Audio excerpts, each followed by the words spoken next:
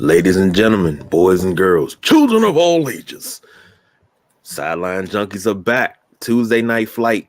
We are here and ready to rock.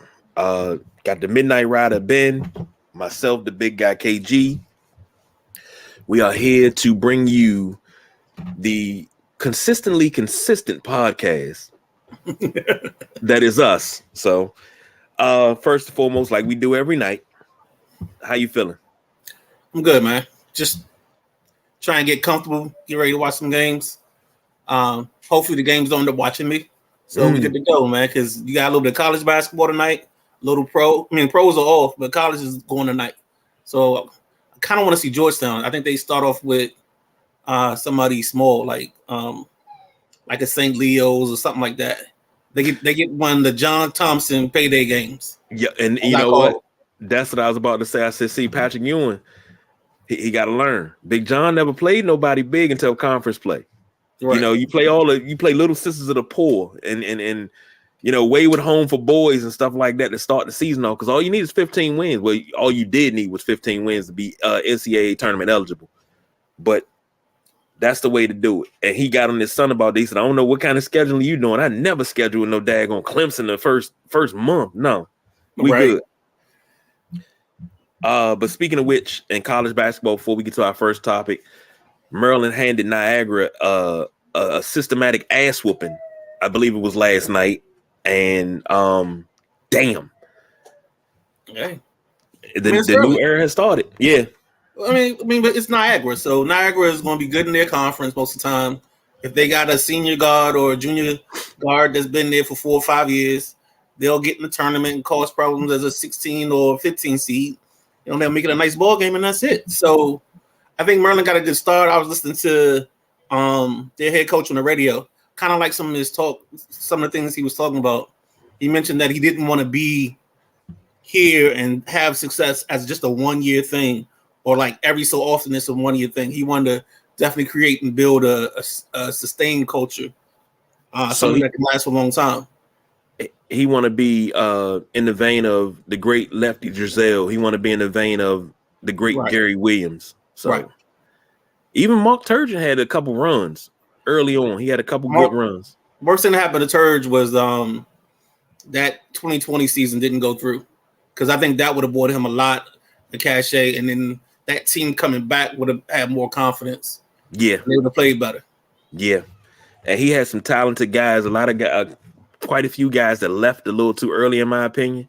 Diamond Stone, Melo Trimble. Well, Melo Trimble had no. Melo Trimble is the opposite. He stayed a year too long. So Melo Trimble, his sophomore year, I was like, go, because your stock's never going to get any higher. And then after his junior year, when he did leave, I remember posting the passport, because I was like, this is where his future NBA, his career is going to be, is overseas somewhere, and he needs a passport to get to it. Mm-hmm. So, yeah. Agreed. At first, I thought he was going to be a good backup guard, kind of like in the vein of I'm going to say this name for Wizards fans, Ish Smith, a guy that'll bounce around, play for about 10 or 12 years, and just be, productive. I didn't think of him as anything more, but he didn't even get that. You know, speaking of Maryland guards, and I know we're going down a rabbit hole early. I just want to throw this name out. We're going to put a pin in it. Nah, we're good, because that could be our basketball content. We good. Yeah, that's true. Tamir Goodman, the Jewish Jordan. Oh, God. And I was telling Dario about it. I was like, Dario, because it's a guy down in the G League. They say he's trying to be the first Jewish player to play in the NBA. Yeah, I saw that earlier. I can't think of his name, but I know you're talking about. I said, wait, think about this. I mean, we had Tamir Goodman in Maryland. Like, this dude was balling and killing in high school.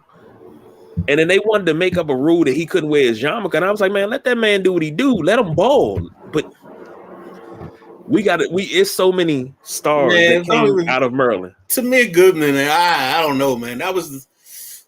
I saw him in I think that year I watched the Capital Classic. He got exposed. He got exposed bad. I just thought he was in one of the conferences where he was the best player on the it was like, what is Will Smith? And the Fresh Prince of Bel-Air, that episode where he's playing basketball, and like the coach is like, they're like, give it to Will. Just give it to Will. That's what I felt like Tamir Goodman had. He was just giving it to Tamir, and yeah. Well, shoot, I would love to see his box score. That's like Akil Carr. I thought Akil Carr was going to be one of the best small guards to ever come out of this area. I thought he was going to be the next. He was going to be the, we talk about guards in Maryland. We talk about Muggsy Bogues. You talk about Sam Cassell. You talk about Steve Francis, Juan Dixon. These guys that came from the area. I thought Akil Carr was going to be the next one. I thought he was going to be the next one. If you don't know the answer to this, don't worry about it. What was the short guard's name for GW? Oh shit. I know who you're talking about. Shante Rogers. There we go. All right. I couldn't put his name. I was trying to call him everything but Shante Rogers, but I knew. But yeah, that's what I thought. And then he was another one. When I saw him, I was just like, "Ooh." His problem is he likes to shoot way too much, and I just thought because I saw him his senior year in high school, I think, because he was playing with a kid that. Emmanuel Mogbo, this kid that we had, he ended up going there and being like the fifth option. And good thing for that kid is he actually turned out to have a decent career in basketball. But yeah, that's just one of those things where when I saw him, I was like, I don't know if this is going to work because I don't know if an NCAA coach or NBA coach is going to let you have this many shots. Yeah, that's true. And then also you got to look at it as his size is kind of like Isaiah Thomas. Isaiah Thomas on the offensive end, if he was 6'4", he'd be one of the best players in the league. But Isaiah Thomas is what, 5'9"? Nah, Isaiah's a legit 6'1". Really? Yeah, legit. I'm not talking Zeke. I'm talking IT. Oh, okay. My bad. No, I'm talking IT. Yeah. No, Isaiah Zeke is actually 6'4". Okay. No. Zeke is 6'3". Joe Dumars is 6'4". Okay. So that Isaiah Thomas, I thought he caught lightning in a bottle in Boston. And I knew the second he was coming back, it wasn't going to be the same anymore. They did him dirty. In Boston, ain't had no good luck since. But Akil Carr, and I didn't mention Gravis Vasquez, another good guard that came out of Maryland. Went to Montrose Christian with him and Kevin Durant played together at Montrose Christian. I thought he was going to do way better. He had a pretty decent career, but not as good as I thought it was going to be. Yeah. Well, I think Gravis is he and like a guy like Tyler Hansborough, they're all hustle guys. It's going to look good on the college level because you're mucking it up, and every team in college doesn't have 5 real good players. You know what I'm saying? You got some guys that you can get away with. You can let this guy do this. You can let this guy do this. And I just thought the step up in the NBA, he maintained about a 4 or 5 year career, maybe a little bit longer. I think maybe 6.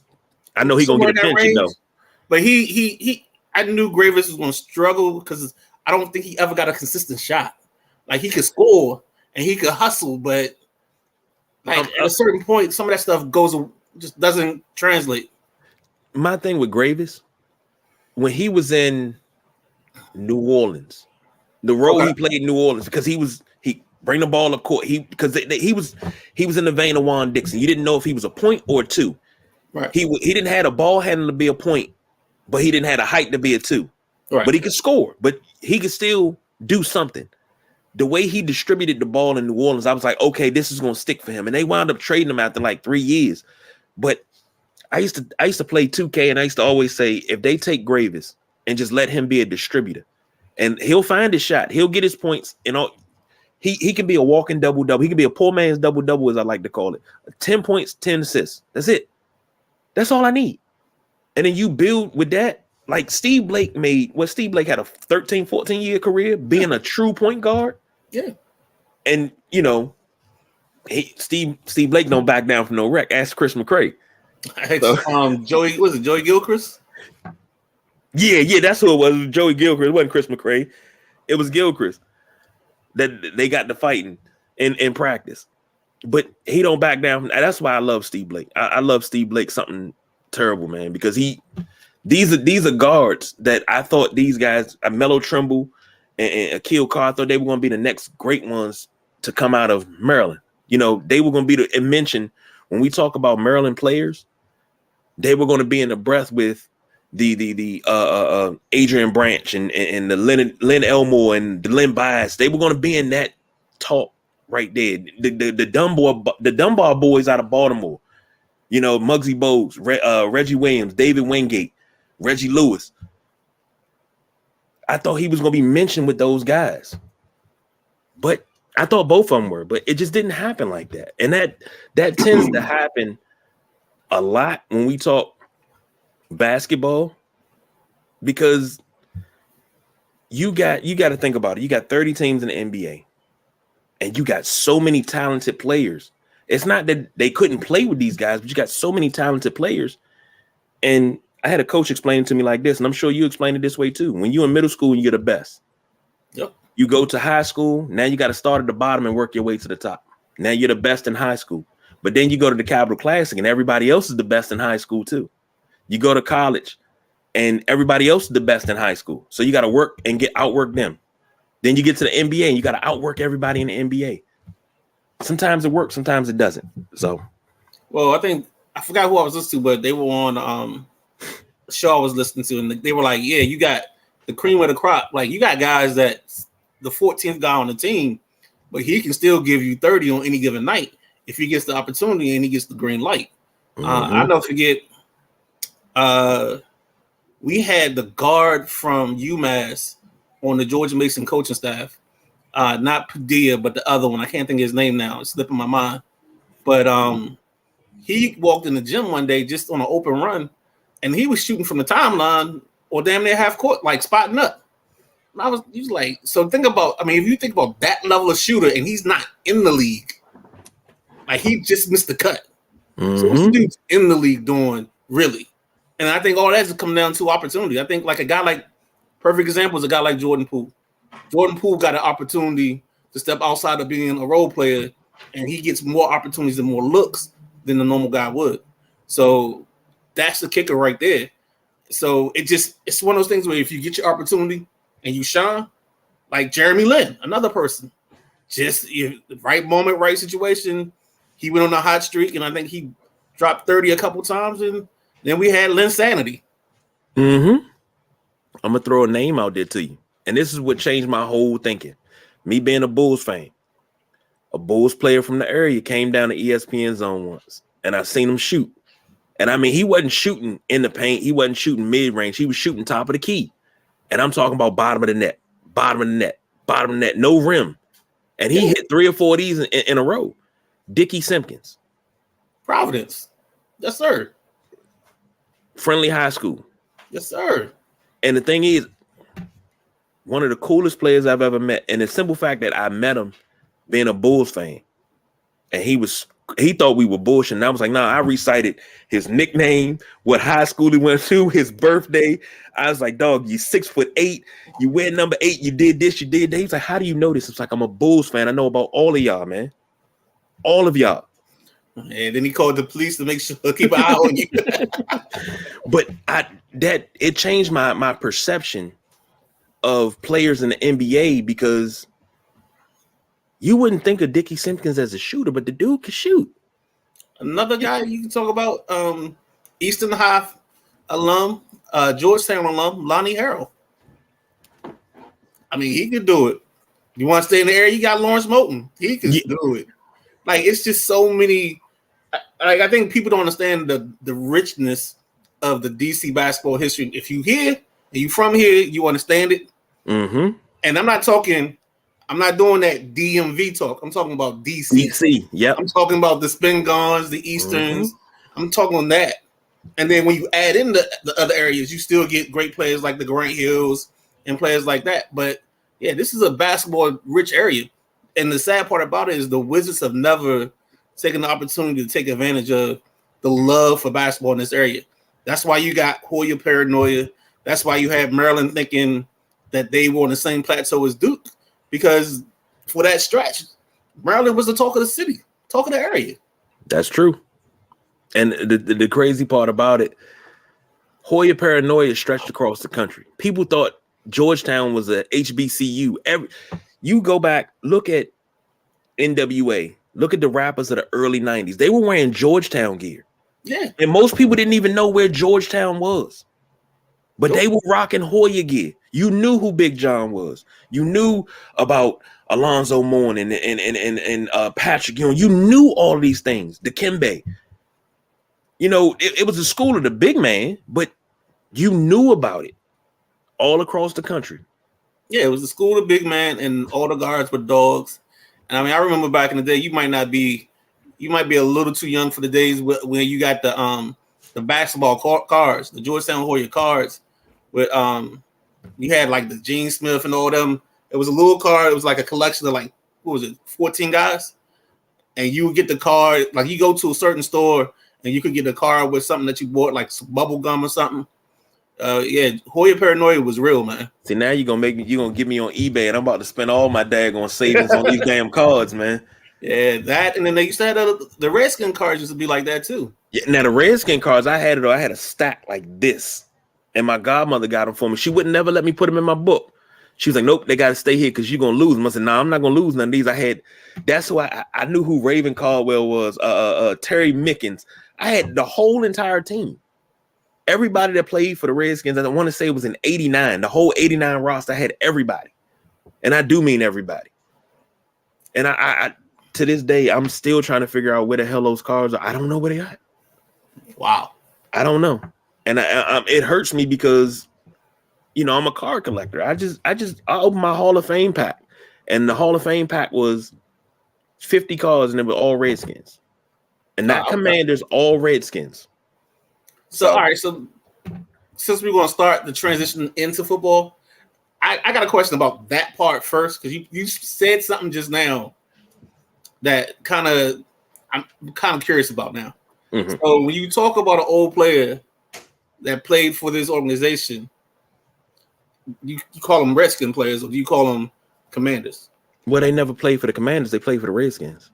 Okay. Like, I can't say.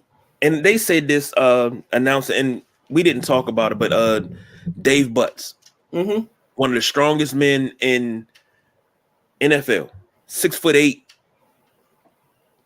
The stories that I heard about this man growing up always made me love him. So rest in peace to him and condolences to his family. They called him a Commanders legend. No, he's a Redskins legend. So I think in print and in national media circuits, you have to dissociate the name just because of the connotation, and that's not what they're called now. So in the bigger world, they're trying to keep it so you understand where we are now as opposed to what they were, because you can't call them that anymore. Okay, let me ask you this as an adverse. Now we're gonna switch sports real quick.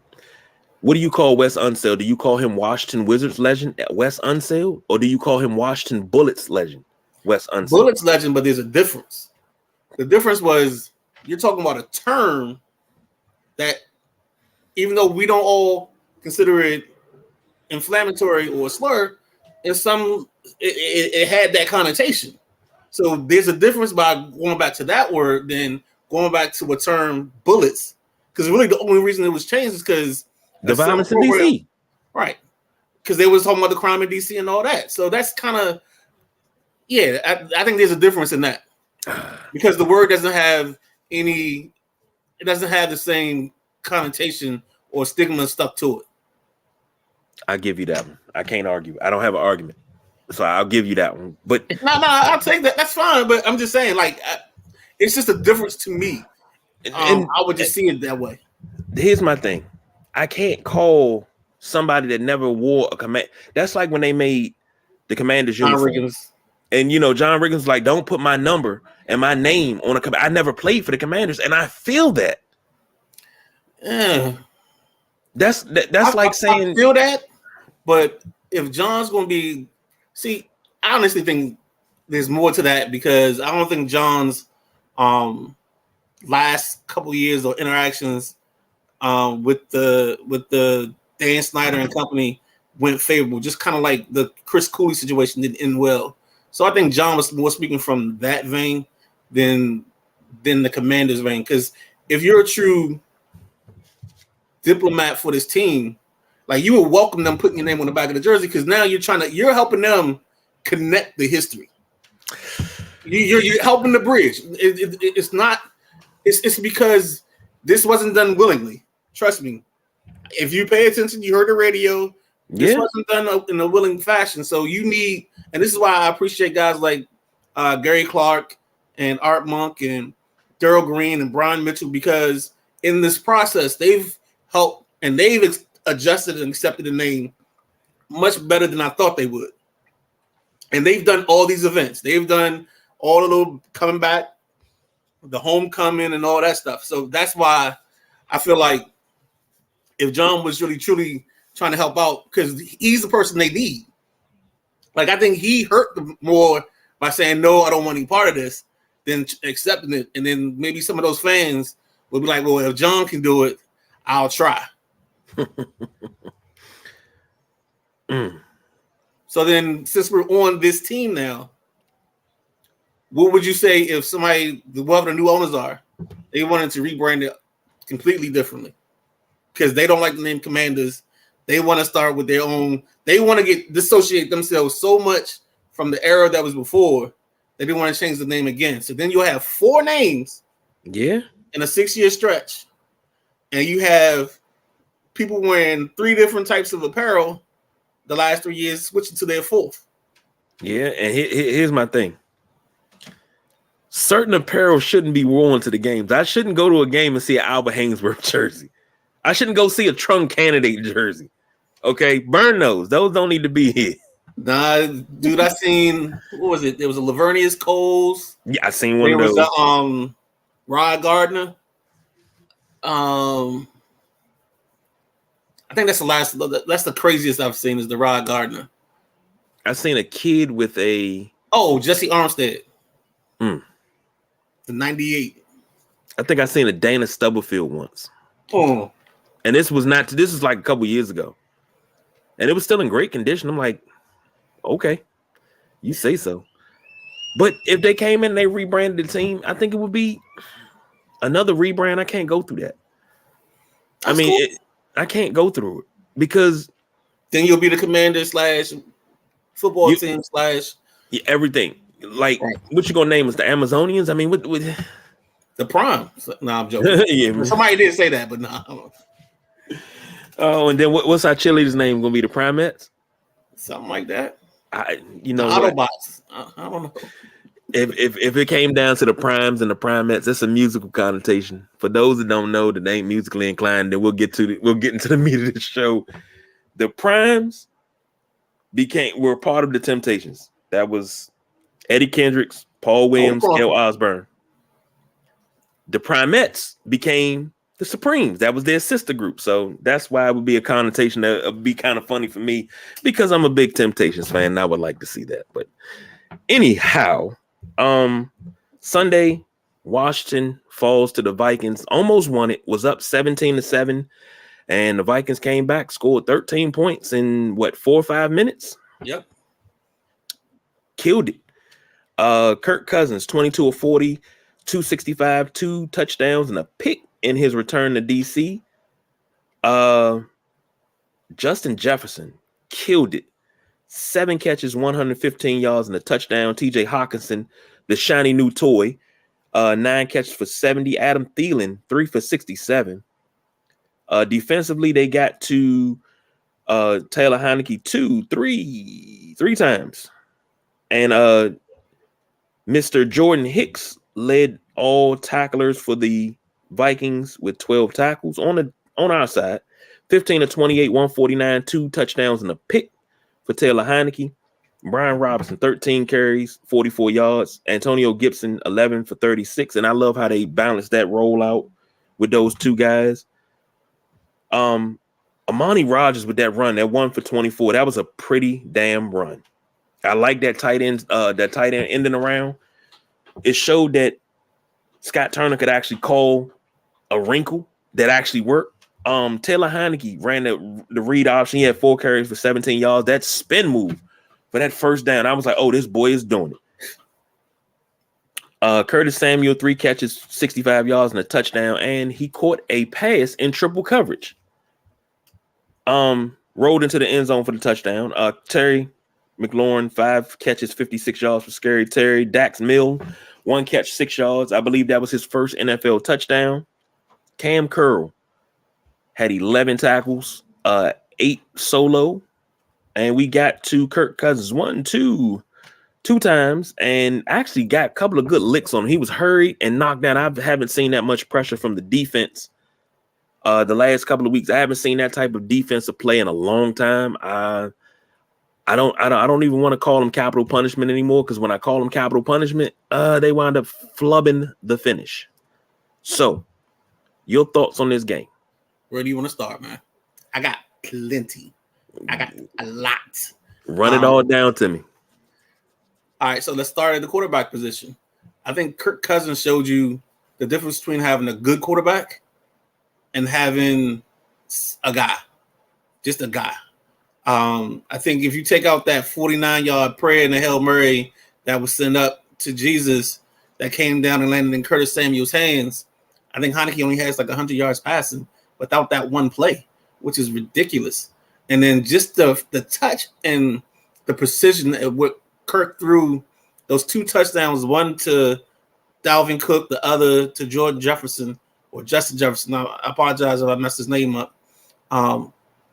Those 2 plays just stood out to me as the difference between the quarterbacks. And I kind of felt if the game got tied up, we were going to have a problem, because Heinicke can give you all the magic, but at some point it's got to come down to that arm and what you see in the play. 2, Scott Turner. I think if they show the booth, he's got a wheel, and he spins the wheel, and the wheel, wherever it stops, is what he calls the play as. Because I've never seen a coordinator, and I've been trying to stay off of this dude's back for a minute. I've tried to be positive about him, but I can't do it no more. I can't, because nothing connects. The Amani Rodgers run comes up. Now you don't come back and maybe you go shotgun pistol, and you've ran this before where the tight end comes in motion on some of those 3rd and 1s, and you run a sneak there. You know what I'm saying? With your tight end Amani Rodgers, he's used to taking snaps, so it's not a problem. Then you don't come back to Curtis Samuels. Curtis Samuels, you hear him give him a handoff, he goes for 10 yards or 15 yards. You don't run the ball with him again. You got Logan Thomas. Unfortunately, this is on Heinicke, but Logan's open twice. You miss him. One becomes an interception. One, it's like little things that's not connected. And I don't see this playbook connected. I don't know what problem I'm on, but my biggest problem is the offensive line. You got 2 guards and a center that can't move. You can't call a wide receiver screen or a screen with them running to the sideline because they can't get there. The water buffalo, Trey Turner, that's his new nickname, the Water Buffalo. So you hear Water Buffalo, Trey Turner. He's coming out on a screen to Antonio Gibson. Gibson catches the ball. He gets whacked and spun by Trey Turner because his big ass is just getting out there. So, like, the decisions they made with this line and the fact that you got Chris Paul, I don't know if Paul can play or not, but he's got to be more athletic than both of these boys. Sadiq Charles gave you something. Your game, your screen game didn't suffer when Charles was on the field. It's only suffered since Trey Turner's been there. I think they got to get Wes Schweitzer back, but the problem is I think his injury is more serious than we know, and that's why he's not coming back anytime soon. So that's the offense. I'll be pleasant now. The defense. I think BJ owes Deron Payne an apology for all his slander because Deron has played some ball. And I mean, I don't know. Maybe I'm wrong, but I think he's playing some ball. I think he and Allen played their best game this year. I think this line was more dominant and more violent. And what I mean by that is when they cracked down to make those T&E stunts, like they was punishing whoever the guard was they was hitting or the center, they was punishing that dude. That dude's gonna be in the tub for sure. And Chris and Kirk gonna be in the tub two tubs over because they beat him like nobody's business. Jamin Davis is playing good ball because they finally stopped telling him to think and said sick him. Now I do think there's one more step that he has to take is when that running back blocks and you see him blocking, you gotta go. Don't think about it. Just go. So that's the only thing that I see as a weakness for him. Secondary. My man, Ben St. Juice, played ball, did his thing. Should have had an INT with a touchdown return. I think the one thing that everybody's forgotten, the first 3 weeks of this team playing, Cam Curl wasn't on the field. This defense is a totally different defense when Cam Curl is on the field. Your one guy in your back seven that you can't lose anymore is Cam Curl, and it's going to show.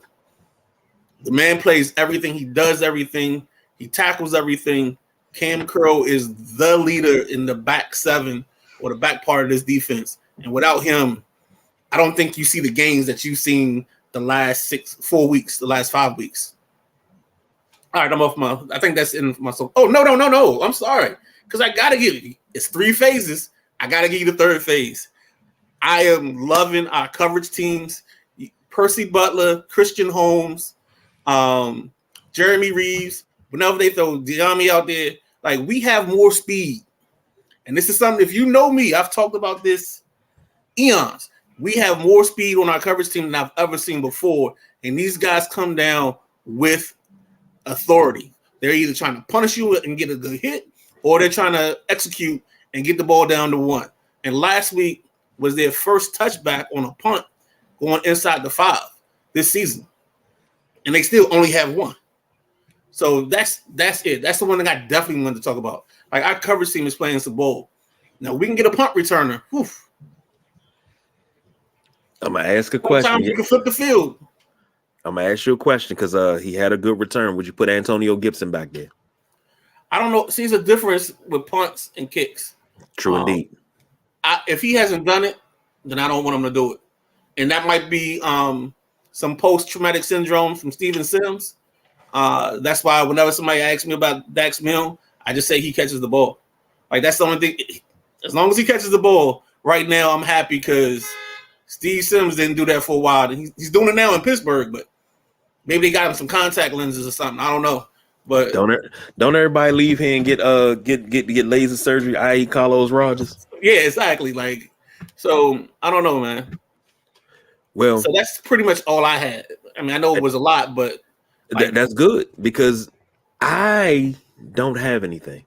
You know, I'm disappointed, and I'm like, I don't have anything because they played a well game. It's like normally it's a shit game to the last 5 minutes. Then they play very, very well. This week it was very, very well. Then you went to shit with the last 5 minutes. I think the turnover. I think somebody said it might have been B. Mitch this week.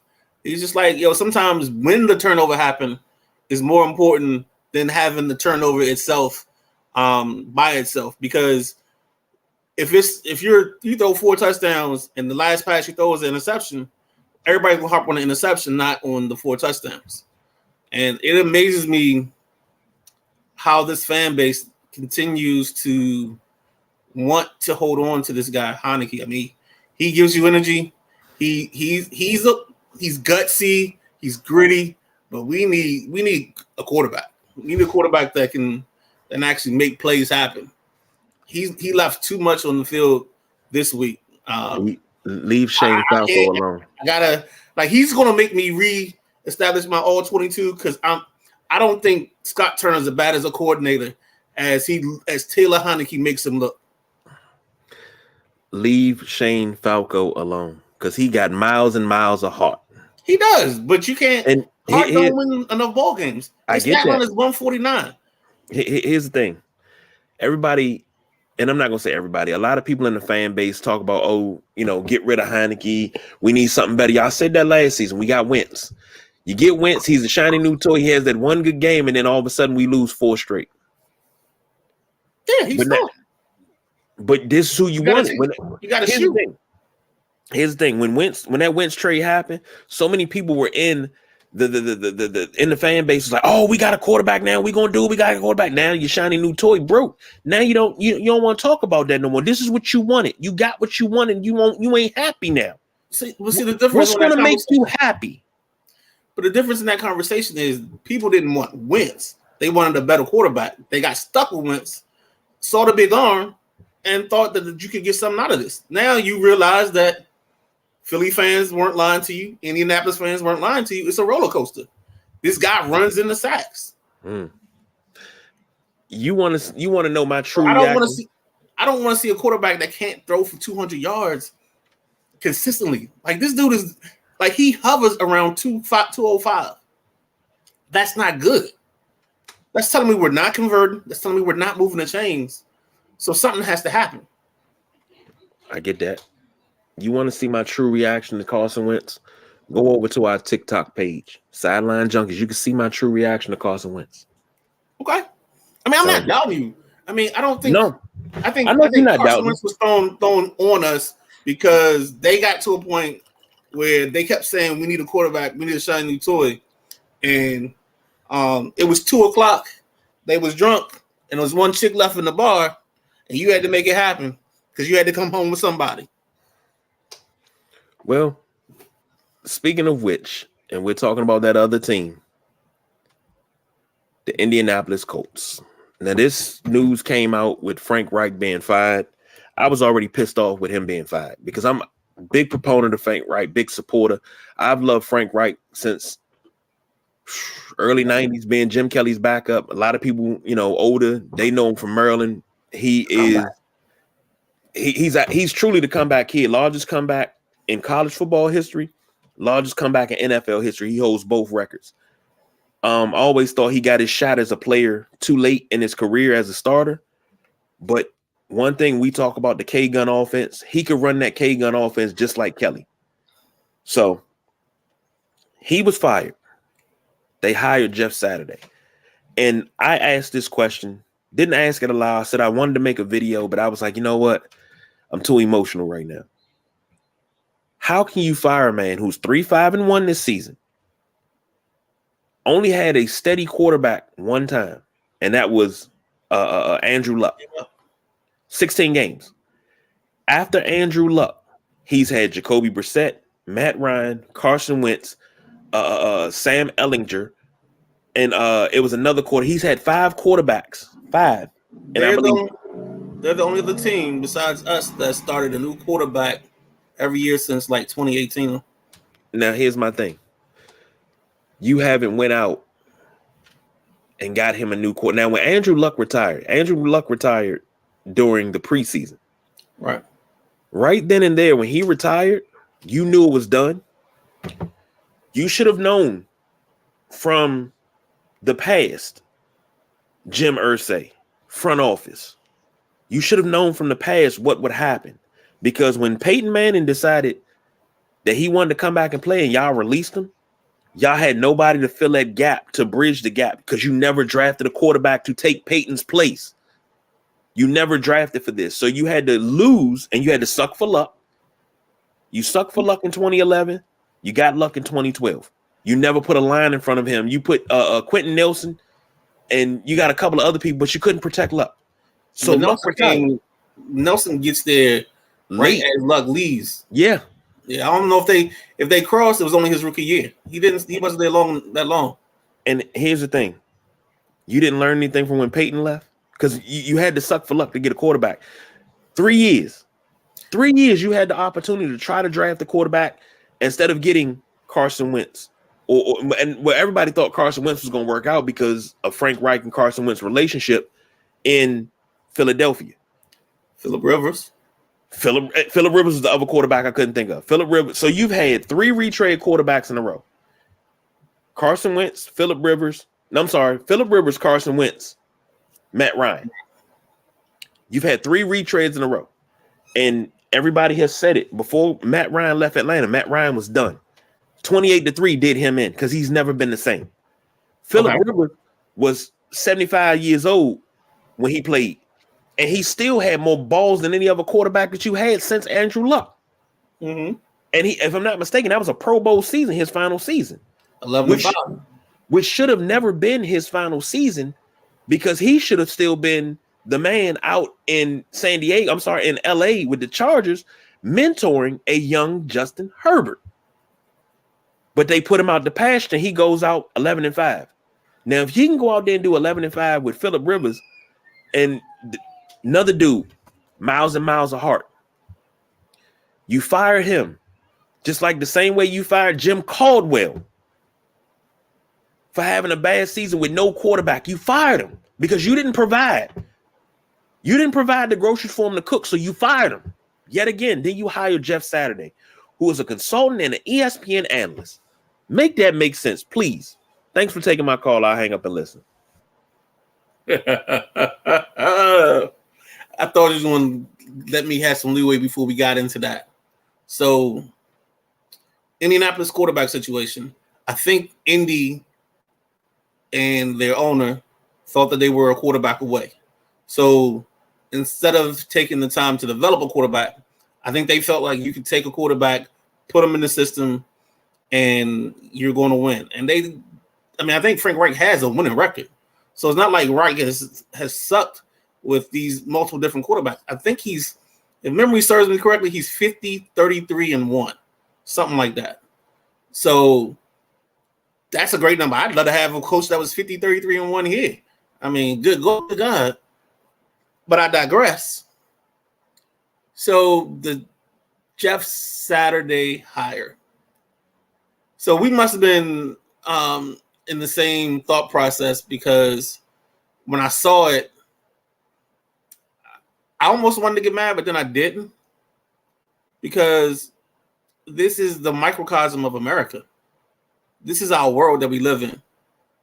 A guy who has no experience gets the top job on a team. He's never done this. He's never coached anywhere. Never. And then you tell me that an Eric Bieniemy, well, he hasn't called enough plays for himself because Andy Reid calls the plays, or he doesn't have enough experience. So which one is it? Because you can't tell me on one hand this guy doesn't have enough experience, and then on the other hand, be like, oh, we hired this guy to be head coach and we're just gonna let it ride. Like, there's got to be some semblance of balance. And that's the part that's bothered me. This whole thing is, you took a guy from ESPN. You have him on a staff with two other former head coaches, Gus Bradley and John Fox. You had a Madden tournament probably because you fired the offensive coordinator 2 weeks ago. Now you fired the coach. So probably there was a Madden tournament in the locker room amongst the coaches to see who's going to call plays for the offense this year. And we got some guy, Parker, Ryan, Riley, whatever his name is. He's the assistant QB coach. So that also further tells me the dysfunction in your hierarchy. How will you go past your RB coach, past your O-line coach, past your wide receiver coach, past your quarterback coach, and get his assistant to call the plays? And the plays are the most important thing. And now they're going to I don't get it. I really think that the person that should have been fired should have been Ballard. He's taken care of most of the other positions on this team with some kind of success. The only place he hasn't had success is the offensive line is struggling, and he's stunk at picking quarterbacks. And I don't know what their receiving core is now, because, I mean, without T.Y., I think Paris Campbell's there, but Paris Campbell can't stay healthy. They got my man Alex Pierce, who's made some big plays for him. But, I mean, you got Sam Ehlinger at quarterback. He's a poor man's Taylor Heinicke. I'm good. I'm done. I ain't got nothing else. I think I left some bullets. I think I left some soap in the soapbox. I think we good. You lucky. I can't find what I'm looking for. I can't find the overlay that I'm looking for. Oh, wait, up here, I guess. Poor man's Taylor Heinicke. Oh man, this is a joy running the board. I couldn't remember where I put it. I found it. But I'm with you. I'm not happy with that. Not at all. So many people have been overlooked with this hire, and I think it's absolute bullshit. So,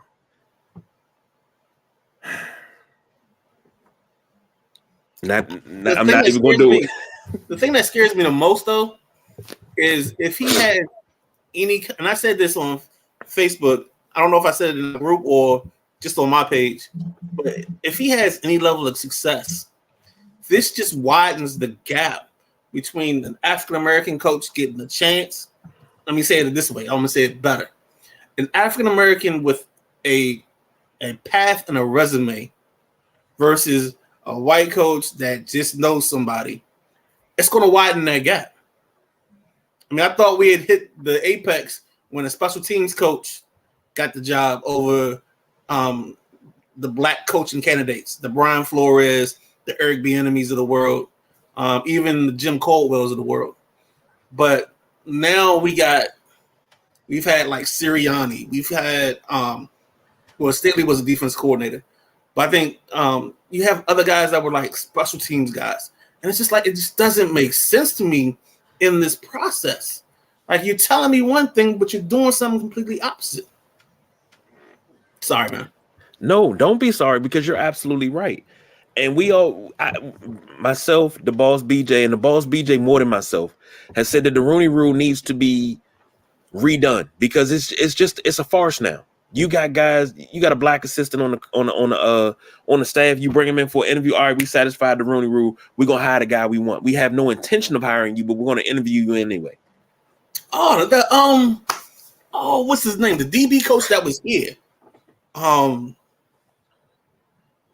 I can't think of his name. He had an interview with Snyder. I joke about it. I was like, they like talked over coffee, and like Dan went back to the office and checked off the Rooney Rule. Said I interviewed this guy. I don't even know if the guy thought he was being interviewed, man. Yeah, I remember. I can't think of his name, but I remember. I remember who it was. I don't remember who it was, but I remember what you're talking about because we were all up in arms about it. Like, why would you interview that man if you had no choice? You had no intention of hiring him. Don't bring me in for an interview if you don't really consider me for the position. I am not your token black. They got to check that box off. I am not your token black. I am not the black guy that you can say, well, I'll give you a job, but you're just not getting a head job. If I'm qualified for the job and I interview for it, don't bring me in unless you really want it. You really seriously want me to take this job. But that's the place where this situation has these coaches over. Like, we always talk about like the Alvin Gentrys of the world, that they get interim jobs with bad teams or they get jobs with bad teams. And we're like, why are you taking this job? Well, they're taking that job because that's their only opportunity. Mm-hmm. You know, you put Steve Wilkes in a situation where he had Josh Rosen, and then once you figured out Rosen couldn't play, you never gave Steve Wilkes the second year. You had Raheem Morris in Tampa Bay when Tampa Bay's owners, the Glazers, they were going through stuff overseas with the soccer team, so they weren't spending any money on the NFL team. They didn't have any free agents they brought in. It was all draft picks and other stuff for Tampa Bay. Raheem Morris struggled his last year. They fired him. The very next year, they hired whoever they hired. I forgot the next coach.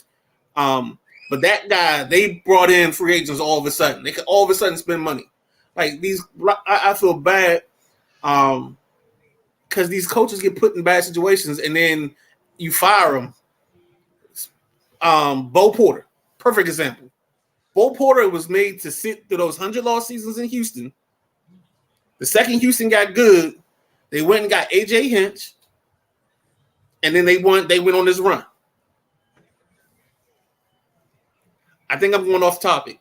No, you're not, because it's a good segue.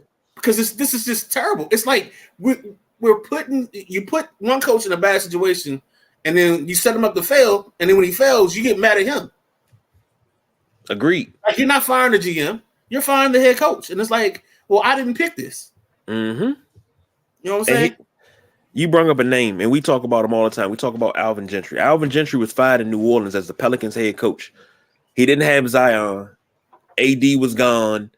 Most of their team was decimated by injury. He had a losing season. They fire him. You bring in the next guy. Now all of a sudden, you got championship hopes. You can't keep doing that. Yeah. Tony Dungy getting fired in Tampa Bay. John Gruden coming in and winning with Tony Dungy guys. And it hurt my heart to hear Warren Sapp. He didn't say anything bad. It just hurt my heart to hear him say, if you watch the America's game talking about the 2002 Buccaneers, and he said, the difference between Tony Dungy and Gruden is Tony Dungy, he was focused on the defense. He didn't really care about the offense. I think Tony Dungy cared about the team as a whole, but he delegated. Number one. Number two, he said, well, you walk in the morning and Tony Dungy, hey, how you doing? And everything all right? How's your family? Tony Dungy was just so nice, but John Gruden was, I'm going to get your ass today. Dog, that does not make him a better coach. Number one, Tony Dungy did not have a quarterback. He had Trent Dilfer, Sean King. He got you to the NFC Championship game with those guys. He didn't have a whole offense. He had a brilliant defense. He didn't have a whole offense. You fire Tony Dungy. You go out, you get Brad Johnson. You get Keenan McCardell. You had Keyshawn. You had Joe Jurevicius. You had this nice team put together. Y'all win the Super Bowl. That's Tony. And I always say Tony Dungy deserves a ring for that Super Bowl because those are his guys. We see it time and time again, and it's about to happen. But now the shade is a little bit lighter, so now the outrage is going to start. You got a good coach in Frank Reich, who was, he was 1-2 in the playoffs. But like you said, no, he's 40-33 overall. 40-33. All right. And you fire him for a 3-5-1 season. He has not had a losing season. He had one losing season. And that was first year 10-6, 7-9 the second year. That was because he didn't have no quarterback. He had luck, and luck was gone. 11-5 with Phillip Rivers, 9-8 with Wentz, 3-5-1 with Matt Ryan, whom he benched. Say that. What was that second year? It was 7-9 with what? Jacoby Brissett? I believe it was Jacoby. God, I believe that's what it was. 7-9, and only third in the division. Well, that division is part of the reason why the Giants got 7 wins, or 6 wins. But I already did my picks, and Giants got 7 in my head because I don't see them losing to whomever they're playing. Like, I think the difference in our record is the fact that the Washington team hasn't taken advantage of those opportunities. Agreed. But back to the coaching carousel, I just think there's we're getting to a scary part where the ignorance or the ignoring of, or even the lack of hiring black coaches is going to become even more common because you have ample reasons now to not do it, and you can get away with it. I got no rebuttal because it's the truth. So, because I don't remember any repercussions. Like, I haven't heard of a team getting a draft pick taken, and if it happened, then I missed it, and I apologize, and I need to be better on that. But like, I don't remember the severe draft pick being taken away, like that second round, that first round pick being taken away for something like this. And that's not this situation, but because you don't have to use the Rooney Rule for the interim coach, right? So you don't have to worry about that in that situation. But just the blatant, like, I'll take that guy. Meanwhile, you got like a whole line and sea of black qualified coaches in front of you. It's like if you ever did the pickup game and it's like 20 guys on the court, but somebody picks the guy all the way in the back shooting layups at the other end of the court, and he looking around like, who, me? Yeah. And speaking of black coaches and sports and managers, congratulations to Dusty and the Astros. I think that's what made it sweet. Dusty Baker winning a World Series championship as a coach after being close so many times. That's what made it sweet. And even though it was Houston, and I got beef with Houston, but I ain't got no beef with Dusty. So congratulations to Dusty. I know you got Dusty stories. So, I mean, we got a little bit of time before we get up out of here. What you got on Dusty and these Astros? Do you think they can repeat? I mean, I'm already talking repeat, and they just won earlier this week. But what you think? Well, I think what happens with Verlander, That's something they got to think about. They got to think about Mancini because I think he's a free agent this year. I mean, I know I'm not talking about the world beaters of the team, but I'm talking about guys that filled roles. I don't remember what their complete picture is on the back end of their rotation. But Houston has done one thing that the Nats failed to do, and that was as your talent left out, you replaced it with still quality talent. Perfect example is Carlos Correa goes to Minnesota. You bring Jeremy Pena up, and Jeremy Pena wins you the World Series MVP. Can they repeat? I don't see why not. Because if I look in their division, the Angels are going to have two of the best players in the division, but they can't win over 60 ball games or 70 ball games unless by hook or crook Anthony Rendon stays healthy. I just don't see it, and they don't have enough pitching. Oakland is going to Oakland. Texas is going to spend money and still not be able to come up with anything tangible on the field. And then, that's their four. So, that's their whole division. So that's not a worry. If you go to the Central, nobody in the Central knows how to rebuild a ball club. So Cleveland will still stay on top, and Minnesota and Chicago will fight for second. But I think that's going to be Minnesota's spot, especially if they can bring back Correa. In the East, the Yanks, it'll be the same three: the Yanks, Rays, and the Red Sox. And I think if the Orioles can land this top line starter and the mid-level starter, then they might jump in that conversation. So doing all that math in my head, you probably right. They'll be the contenders, or they'll be the World Series favorites for next year. I did a lot of long math there to get to that point, but that sounds right. That's what baseball is. That's what baseball is. Like, that's why I learned how to do long division. So, last but not least, because we up against it and we got to get up out of here. 17 years ago today, I didn't want to wait till Saturday for that. We saw the great Eddie Guerrero wrestle his last match against Mr. Kennedy. And unfortunately, 5 days later, his nephew Chavo found him in his hotel room. He was still alive, but he was on his way out. And we lost Eddie Guerrero 17 years ago. And I always use a quote that I heard from Michael Wilbon talking about Len Bias. He said sometimes you look at death, and that's how it's certain deaths that help you mark time. Everybody knows where they were at when President Kennedy was assassinated. Everybody knows where they were at when Len Bias died. Everybody knows where they were at when September 11th happened. It's certain things that happen, and you mark time with them. Eddie Guerrero, his death is one of those times because of the repercussions, the ripple effect, as the People's Choice Don Rodriguez says.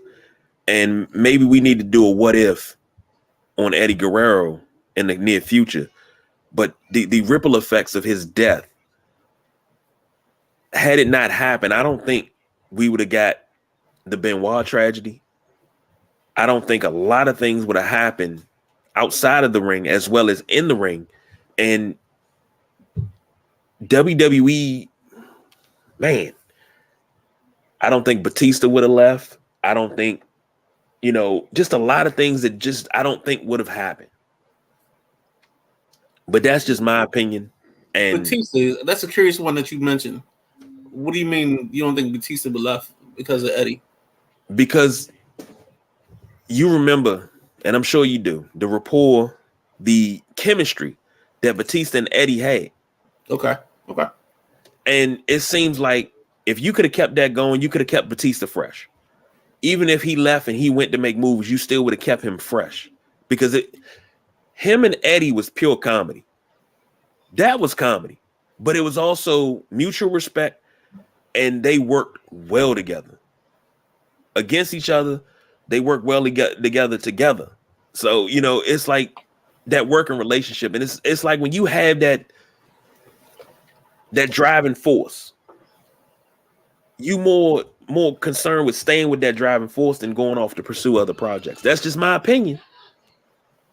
But that's just me. And of course, we know the ripple effect of the Benoit tragedy. Yeah, because Chris Benoit took Eddie's death hard, and Vicky said that he would come to the house and he would sit on Eddie's side of the bed and he would hold Eddie's pillow and cry because that's his best friend. When you lose somebody that's more than a best friend, that's family. That's a rough road. And I'm not excusing anything.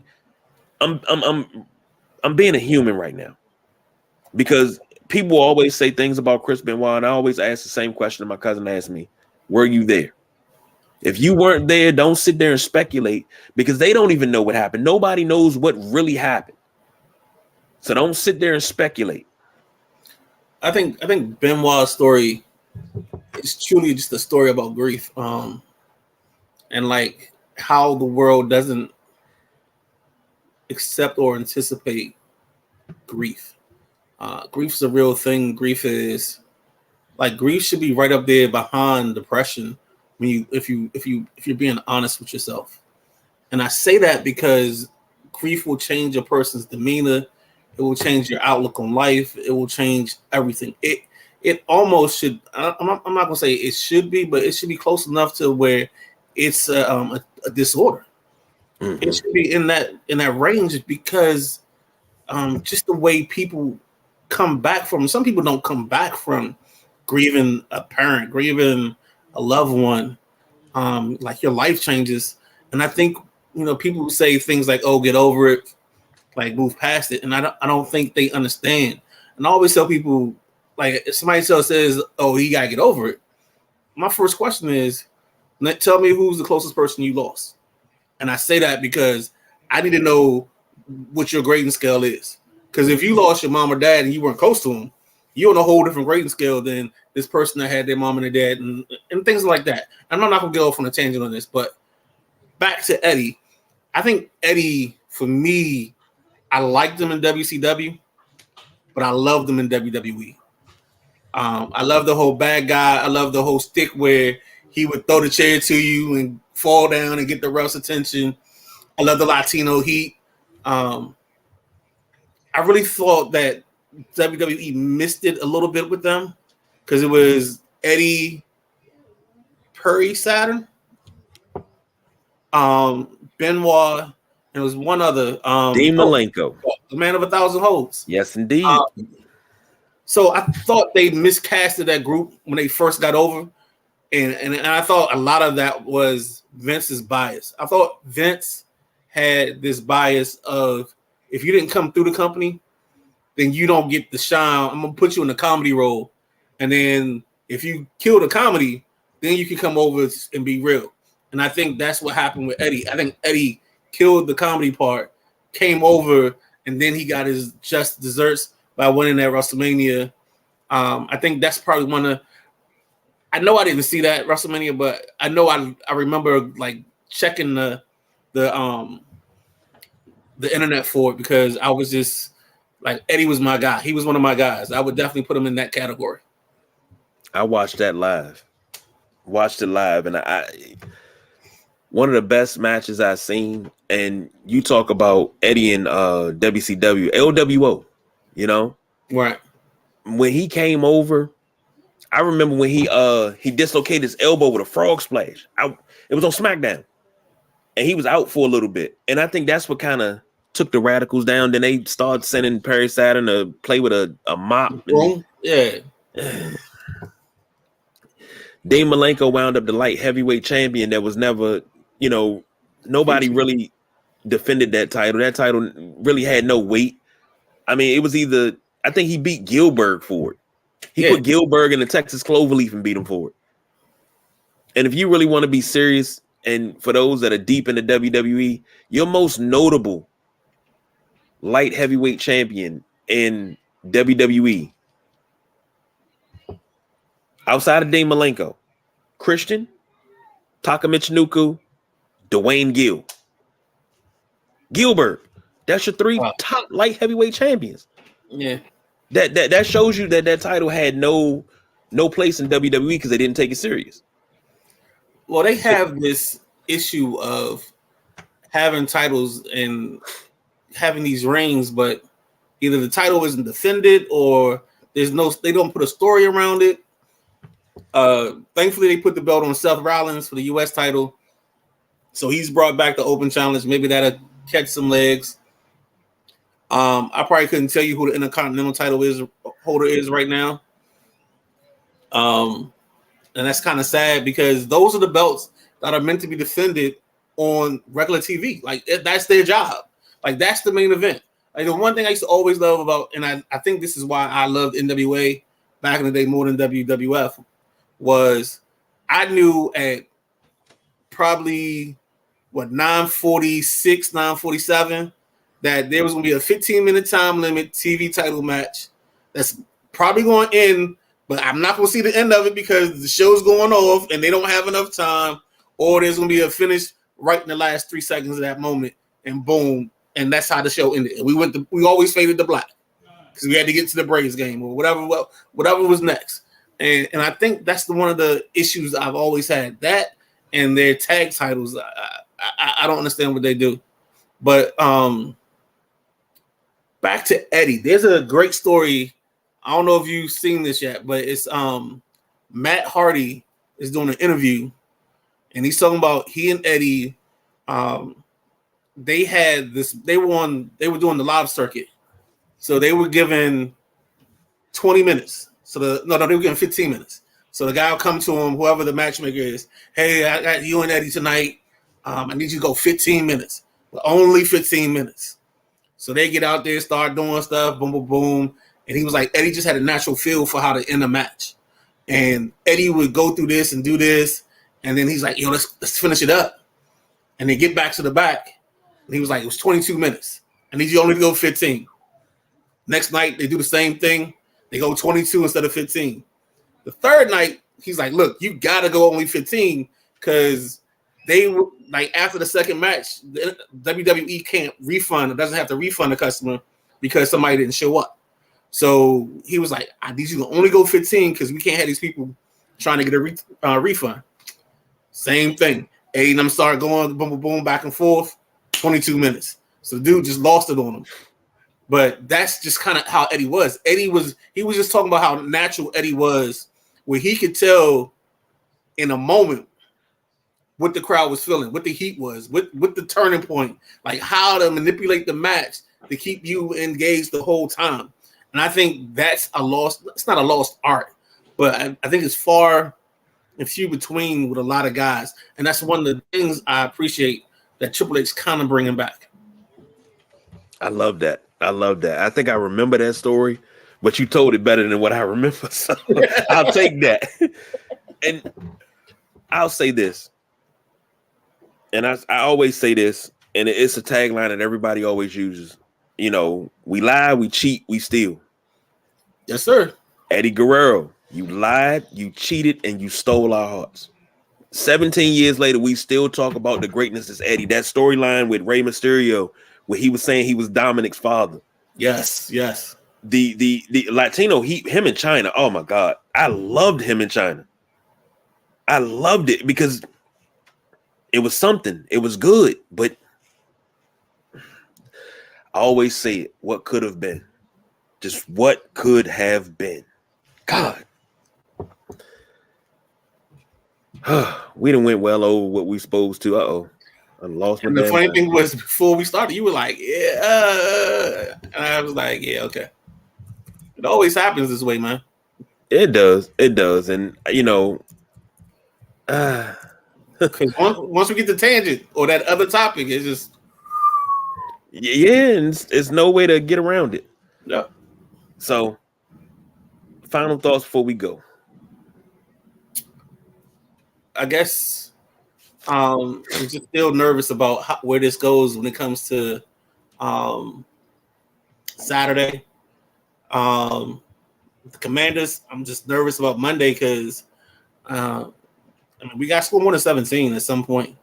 I think we're on a 6 or 7 game on a stretch where the number for Heineke is 17. That's his apex, and that's not good. You got to get to at least 24. Joe Gibbs used to say 3 touchdowns and a field goal. Give me that every time, and I should be giving you a W. So I'm going to go with old Joe on this. And then Yeah, that's it. That's all I got. And speaking of Joe Jackson Gibbs, prayers and condolences go up to his family. Lost his son Coy earlier this week. What was that? Saturday night into Sunday morning. Something like that. Yeah.